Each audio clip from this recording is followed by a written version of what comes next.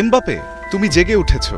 লা লিগায় ভায়াদোলিদের বিপক্ষে রিয়ালের জার্সিতে নিজের প্রথম হ্যাট্রিক করার পর টিমমেট ডেভিড আলাবা এভাবেই কিলিয়ানকে নিয়ে তার মুগ্ধতা প্রকাশ করছিলেন। লস ব্লাঙ্কোদের হয়ে শুরুর ছন্দহীন ঘুমন্ত এমবাপে আজকাল যেভাবে গোল করছেন মুড়ি মুড়কির মতো, তাকে জেগে ওঠা ছাড়া আর কি বলবেন।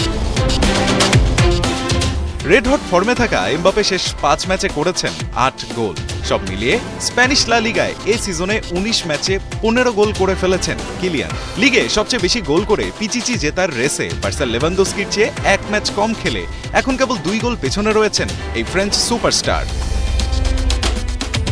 লিগে এমন দুরন্তপনার ফল পেতেও দেরি হয়নি এমবাপের। নতুন বছরের প্রথম মাসেই স্বীকৃতি পেয়েছেন লা লিগা প্লেয়ার অফ দ্য মান্থের।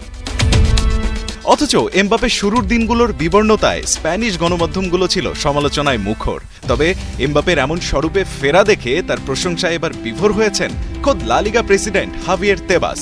গণমাধ্যমকে এক হাত নিয়ে জানিয়েছেন এমন এমবাপেকেই সবাই চেনে, আর এ ধরনের ফুটবলাররা কখনো ফুটবল খেলা ভুলে যায় না।